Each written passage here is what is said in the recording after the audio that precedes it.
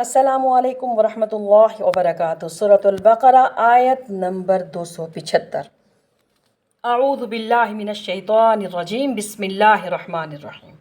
अल्लज़ीना यअकुलूनर रिबा ला यक़ूमूना इल्ला कमा यक़ूमुल्लज़ी यतख़ब्बतुहुश शैतानु मिनल मस ज़ालिका बिअन्नहुम क़ालू इन्नमल बैअु मिस्लुर रिबा व अहल्लल्लाहुल बैअ व हर्रमर रिबा फ़मन जाअहु मौइज़तुम मिर रब्बिही फ़न्तहा फ़लहु मा सलफ़ व अम्रुहु इलल्लाह व मन आद फ़उलाइका अस्हाबुन नार हुम फ़ीहा ख़ालिदून।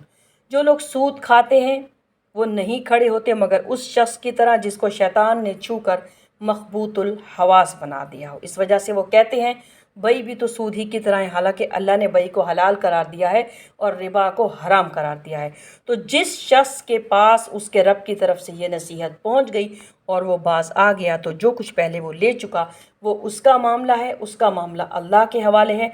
और जिसने इस नसीहत के आ जाने के बाद भी दोबारा ये हरकत की तो ये लोग जहन्नमी हैं और फरमाया कि उसमें हमेशा रहेंगे। अल्लज़ीना याकुलून रिबा ला यक़ूमूना इल्ला कमा यक़ूमुल्लज़ी यतख़ब्बतुहु शैतानु मिनल मस।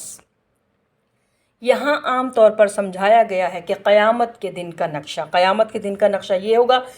उस दुनिया में सूद खोरों का हाल यही होता है और इसका नक्शा किसी स्टॉक एक्सचेंज में जाकर बखूबी देखा जा सकता है। मालूम होगा कि जैसे दीवाने होकर चीख रहे हैं, मखबूतुल हवास लोग नज़र आते हैं। ज़ालिका बिअन्नहुम क़ालू इन्नमल बैउ मिस्लु रिबा। कोई शख्स कह सकता है कि मैंने 100 रुपये का माल ख़रीदा, 110 रुपये में बेच दिया, 10 रुपये बच गए, ये रिबा मुनाफा है तो जायज़ है। लेकिन अगर 100 रुपये किसी को दिए और 110 रुपये वापस लिए तो ये रिबा सूद है। ये हराम क्यों हो गया? एक शख्स ने 10 लाख रुपए का मकान बनाया, 4000 रुपये माहाना किराए पर दे दिया गया तो जायज़ हो गया। और 10 लाख रुपए किसी को कर्ज दिए और इससे 4000 रुपये महीना लेना शुरू कर दिया तो ये सूद हो गया, सूद हराम हो गया। ऐसा क्यों है? अक़ली तौर पर इस तरह की बातें सूद के हामियों की तरफ से कही जाती हैं। रिबा का फ़र्क सूरतुल बकरा में अच्छी तरह से वजाहत के साथ बयान किया गया है। इस ज़ाहिरी मुनासबत की वजह से मखबूतुल हवास सूदखोर लोग इन दोनों के अंदर कोई फ़र्क महसूस नहीं करते। यहाँ अल्लाह ताला ने उनके कौल का अक़ली जवाब नहीं दिया बल्कि फ़रमाया व अहल्लल्लाहुल बैअ व हर्रमर रिबा। अब तुम ये बात करो कि अल्लाह को मानते हो या नहीं, रसूलुल्लाह सल्लल्लाहु अलैहि वसल्लम को मानते हो या नहीं, कुरान को मानते हो या नहीं, या महज अपनी अकल को मानते हो। अगर तुम मुसलमान हो, मोमिन हो, अल्लाह ताला और इसके रसूल सल्लल्लाहु अलैहि वसल्लम के हुक्म पर सरे तस्लीम खम करो। वमा आताकुमुर रसूल फ़ख़ुज़ू।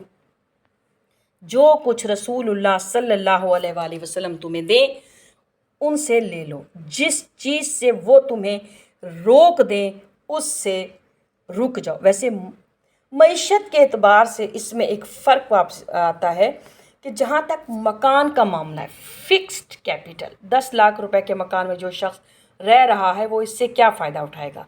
वो इसमें रिहाइश अख्तियार करेगा और इसके एवज़ माहाना किराया अदा करेगा।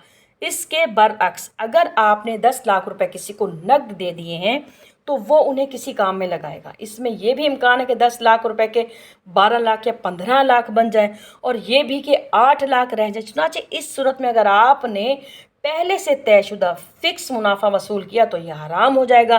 तो इन दोनों में कोई मुनासबत नहीं है। लेकिन अल्लाह ताला ने अक़ली जवाब नहीं दिया, जवाब दिया कि अल्लाह ने बई को हलाल ठहराया है और रिबा को हराम। फ़मन जाअहु मौइज़तुम मिर रब्बिही फ़न्तहा फ़लहु मा सलफ़। वो इससे वापस नहीं लिया जाएगा, हिसाब किताब नहीं किया जाएगा।